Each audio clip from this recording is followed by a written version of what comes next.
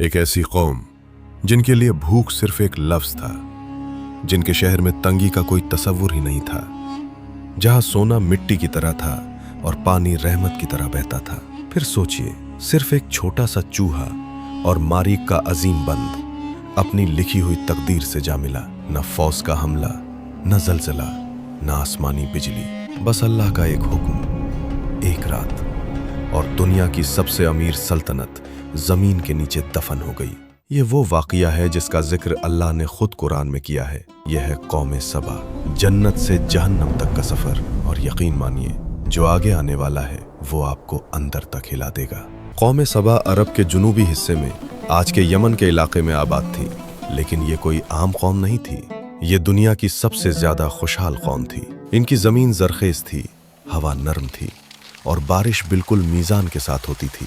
मगर इनकी असल ताकत, इनका सबसे बड़ा राज था मारीब का अजीम बंद। ये बंद इतना अजीम था कि इसके जरिए दोनों जानिब फैले हुए बागों को पानी मिलता था।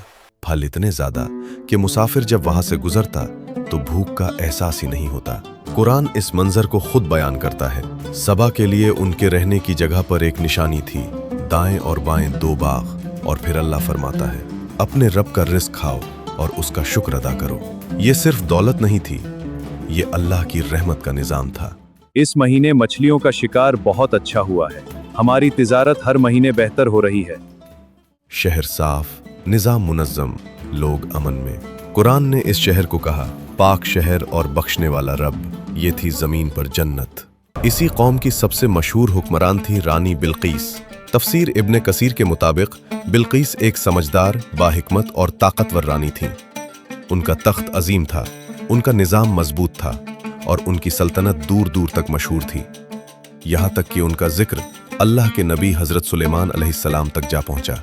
हजरत सुलेमान अलैहिस्सलाम वो नबी जिन्हें अल्लाह ने ऐसी ताकत दी जो किसी और को नहीं मिली। जिन्नात उनके हुक्म में थे, परिंदे उनकी जबान समझते थे और हवा उनके लिए चलती थी। उन्होंने बिल्कीस को खत भेजा। कुरान इस खत के अल्फाज बयान करता है। ये खत सुलेमान की तरफ से है और ये अल्लाह के नाम से शुरू होता है और दावत दी, अल्लाह के आगे सजदे में झुक जाओ। बिल्कीस ने मशवरा किया, तोहफे भेजे, सोना, चांदी, जवाहिरात।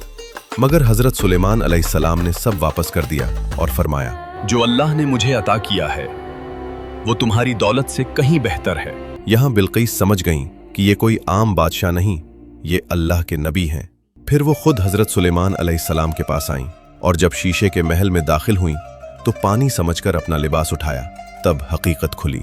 उस वक्त बिल्कीस ने कहा, परवरदिगार, मैं गलत थी, अब मैं अल्लाह पर ईमान लाती हूँ। और तफसीर इब्ने कसीर के मुताबिक बिल्कीस के बाद कौम सबा ने भी इस्लाम कबूल कर लिया। ये था सबा का रूहानी और दुनियावी उरूज। मगर वक्त हमेशा एक जैसा नहीं रहता। बिल्कीस का दौर खत्म हुआ, नस्लें बदलीं, हुक्मरान बदले और वक्त के साथ शुक्र की जगह गुरूर ने ले ली।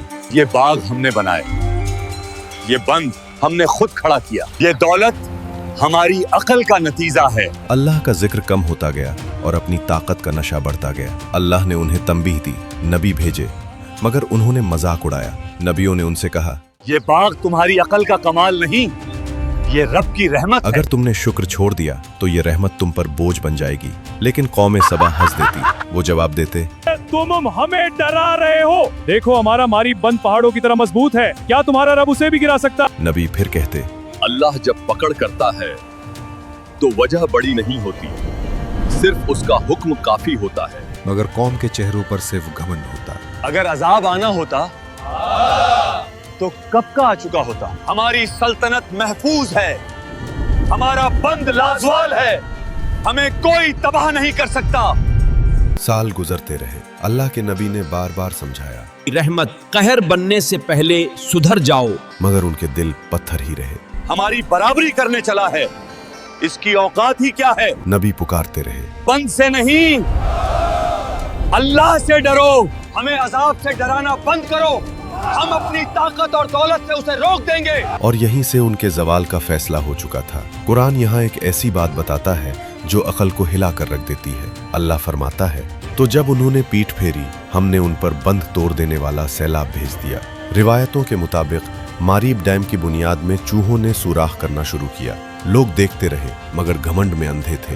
ये बंद हमारी ताकत की निशानी है, ये चूहे इसका कुछ नहीं बिगाड़ सकते।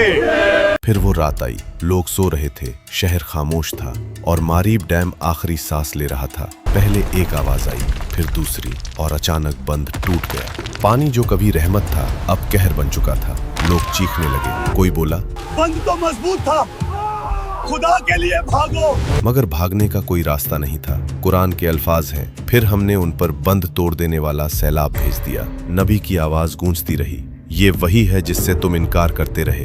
या अल्लाह, हमें बचा ले, हमसे गलती हो गई, मेरी मदद करो। उठती लहरें शहर पर गिरती गईं, हर कोने को अपनी लपेट में ले रही थीं। घर, बाग और बाजार सब एक साथ डूब गए। लोग चीख रहे थे, सिर्फ अपनी जान बचाने की कोशिश में। कुछ गिर रहे थे, कुछ लहरों में घुल रहे थे और हर शोर सिर्फ कहर में घुल गया। आखिर में एक ऊंची लहर उन सबको हमेशा हमेशा के लिए खामोश कर गई। और फिर जो जमीन जन्नत थी वो वीराना बन गई। बाग मिट्टी बन गए, घर बह गए, शहर के शहर खत्म हो गए, नस्लें खत्म हो गईं, सिर्फ वाक़िया रह गया। अल्लाह फरमाता है, उनके बागों के बदले कांटेदार झाड़ियां लगा दी गईं। ये सजा क्यों थी? कुरान खुद जवाब देता है, ये सजा इसलिए थी कि उन्होंने नाशुक्री की। कौम सबा दौलत से तबाह नहीं हुई, गुरूर से तबाह हुई। उनका जुर्म ये नहीं था कि वो अमीर थे, उनका जुर्म ये था कि वो शुक्र भूल गए। और इन मामूली लोगों को देखकर हंसी आती है। ये वाक़या सिर्फ उनके लिए नहीं, ये हम सब के लिए है। अगर अल्लाह की दी हुई नेमत अल्लाह से दूर कर दे तो वो रहमत नहीं रहती, अजाब बन जाती है। सोचिए, अगर एक छोटा सा चूहा अल्लाह के हुक्म से सल्तनत गिरा सकता है तो हम किस गिनती में आते हैं? कमेंट्स में लिखो, दौलत या गुरूर, किस चीज ने कौमों को तबाह किया? वीडियो को लाइक करो और चैनल को सब्सक्राइब करो।